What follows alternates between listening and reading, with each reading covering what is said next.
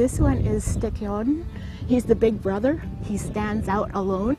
And down the river are the seven sisters, and he's standing here to protect them. I really think it is a strong spiritual influence on us. It's part of our lives.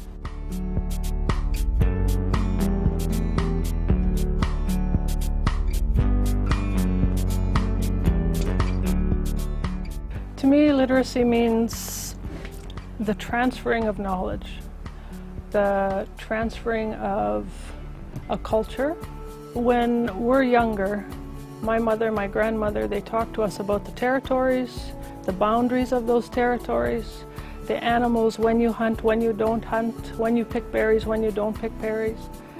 And to me, that was what literacy was, because that's how we would live our life. Those are the rules that we would live our life by. Growing up here, it was always a fact that people who got the good jobs came from away.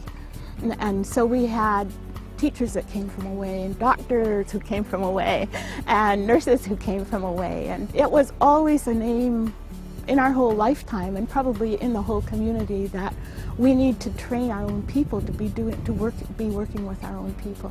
When the First Nations teachers came back, the whole community welcomed that with open arms.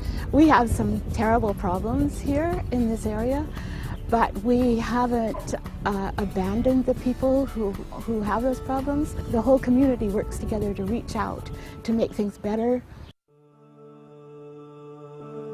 This is what's happening to some of our kids. They don't feel like they belong. Where do those kids go? What do they do? Who do they belong to? Where do they roam aimlessly? And what my grandmother would say is their otsen would leave them, which means their spirit dies. Storytellers Foundation, it provides the opportunity for people who maybe their spirit has left them because they've been lost. Literacy is the road.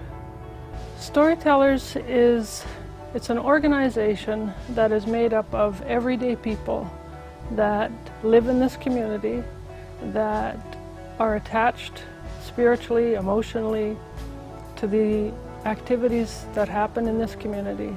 We share stories, we share knowledge of all ages.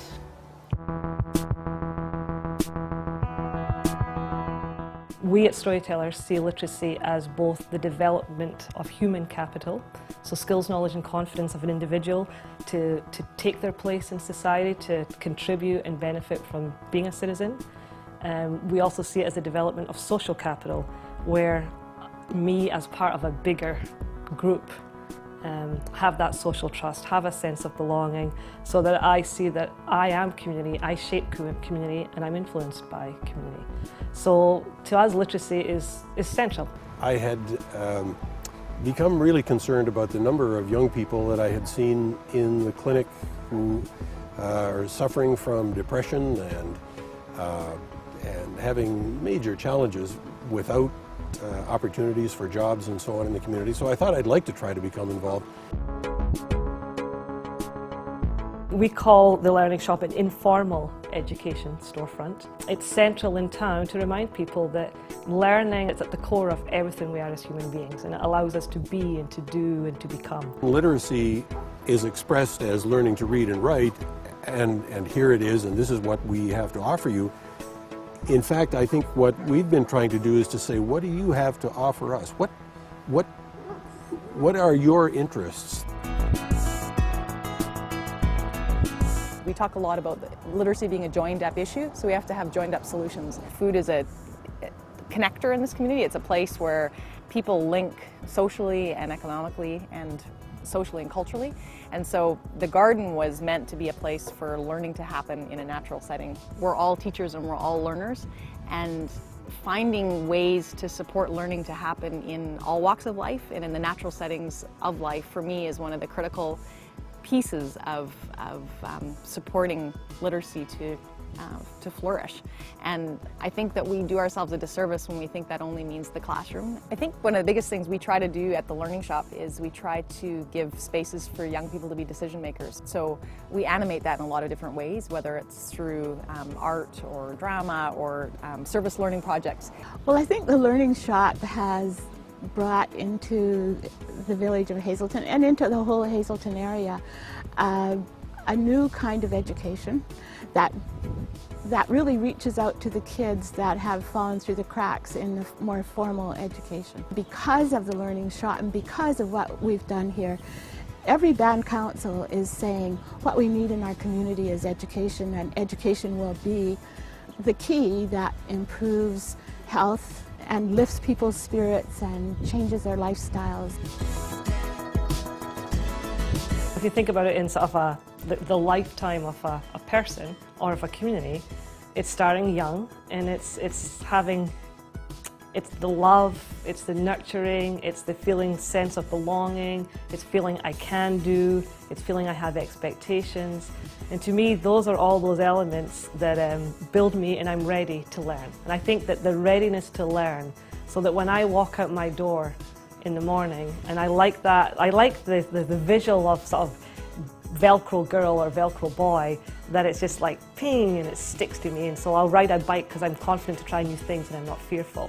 Get the Velcro on people and your community will thrive however you need it to thrive, and it will be resilient. Education happens everywhere and in many places. Literacy involves many different things. I think I've described literacy as a set of keys. There are many keys on that key ring. It's really important to be open-minded about what the possibilities are for breaking down school walls, for inviting community groups in, for being open to what other resources in the community can teach our children. Everybody is a teacher, everybody is a learner. So as professional teachers, we're not the only game in town. I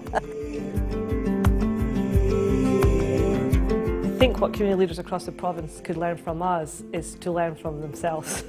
And I think a strategy is start just wandering the streets and looking at where are people hanging out, where are people engaging, what is natural ways of learning and developing that goes on in their community. I think it's community leaders is to be articulating visions for their future and asking everybody in the community. So finding out, whether that's in church basements or it's at skate bike parks or it's just where people are gathering, what people's vision is, and create that collective vision, and then start identifying what are the skills and the knowledge and the competencies, what are the literacies that we need in order to realize those visions that we have. Forget about power, but remember about the people and the needs of your community, because they're out there all the time. That's what you need to do. You need to build your base and make a strong, literate community, and then you have a strong community that can go on from there. Literacy creates power, and that if we're able to foster literacy in everybody, then we have a power of equality rather than inequality. So I would hope people would just walk away going, I can influence and I do influence, and I want to, and be intentional about it.